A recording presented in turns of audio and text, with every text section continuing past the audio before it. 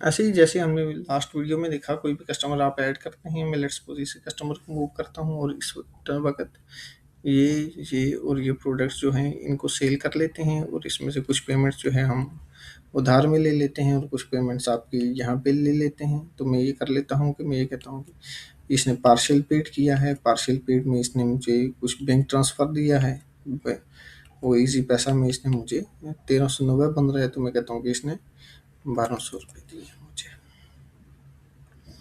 अब ऐसे भी हो सकता है कि बाज़ कस्टमर आपके पास आएँ और वो आपको ये बोलें कि मेरे ईज़ी पैसा में, जैज़ कैश में आपके बैंक में इतने पैसे भेज रहा हूँ और बाकी पेमेंट आपको कैश कर रहा हूँ, या फिर वो ये कहे कि आधे पैसे मैं अभी दे रहा हूँ, आधे दूसरे पेमेंट मेथड से दे रहा हूँ, तो उसके लिए यहाँ पे मल्टीपल पेमेंट मेथड है, आप स्क्रीन को यूज़ कर सकते हैं।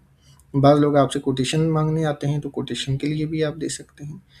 ऑर्डर्स के लिए होता है कि आप ऑर्डर्स जो हैं वो अभी उनके प्रीपेड नहीं हुए, आप जस्ट उनको ऑर्डर नोट कर लेते हैं और बाद में उसको डिलीवर करते हैं, तो ये आपके रिकॉर्ड के लिए आ जाता है। तो खैर मैं इसको कंप्लीट सेल करता हूँ। ये हमारी पीओएस स्क्रीन थी। जैसे मैंने आपको कहा कि इनवॉइस की सेटिंग आप डिफरेंट कर सकते हैं, हमारी डिफरेंट इनवॉइसेस लेआउट्स मौजूद हैं, जिसको आप अपनी मर्ज़ी से भी डिज़ाइन कर सकते हैं और हमारे बने बनाए लेआउट्स को भी यूज़ कर सकते हैं।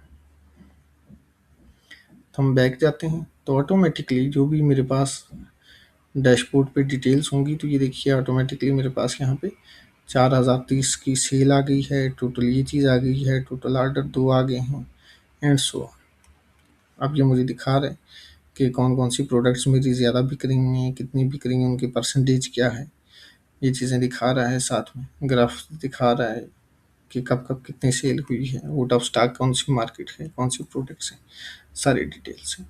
अब इसी में अगर हम ये देखें, ये था पीओएस स्क्रीन का ओवरव्यू।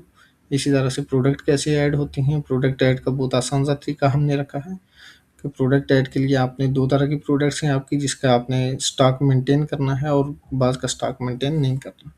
तो प्रोडक्ट पे आते हैं, यहाँ पे वेरिएशंस होती हैं। वेरिएशंस हम उसको कहते हैं कि लेट्स सपोज़ आपकी कोई भी प्रोडक्ट है जिसके कलर्स वेरिएशंस डिफरेंट हैं, कि एक ही चीज़ है, लेट्स सपोज़ आपके जूता है तो जूते के एक ही साइज़ आते हैं पर उसमें कलर्स डिफरेंट आ जाते हैं, या एक ही कलर आते हैं उसमें साइज़ डिफरेंट आ जाते हैं, तो हम उसको वेरिएशंस कहते हैं। या पेनोडॉल है तो उसके डिफरेंट एमजी आ सकते हैं, आपका ऑयल है तो उसकी एमजी डिफरेंट आ सकते हैं, उसका वेट डिफरेंट आ सकता है। या आपकी वट कोई भी कपड़ों का काम है तो एक ही साइज़ है, एक ही स्टफ़ है, मगर उसका कलर डिफरेंट है, तो आप उसको भी ले सकते हैं। तो लाइक मैं यहाँ पे एबीसी लिख लेता हूँ, इसको सिंगल वेरिएशन कर लेता हूँ, या वेरिएबल भी कर सकते हैं हम अगर उसकी वेरिएशंस हैं तो। क्यूआर कोड के ज़रिए से भी आप इसको स्कैन कर सकते हैं।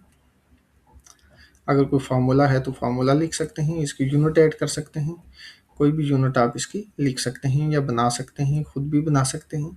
इसकी हायरार्की भी बना सकते हैं। हायरार्की से मुराद ये है कि कितने कॉटन हैं, कॉटन में कितने पीसेस हैं, पीसेस में आगे कितनी कोई भी प्रोडक्ट्स की डिटेल्स हैं। अगर वो उसको आप डेसिमल्स में बेचना चाहते हैं तो वो भी आप यूनिट के ज़रिए से मेंटेन कर सकते हैं।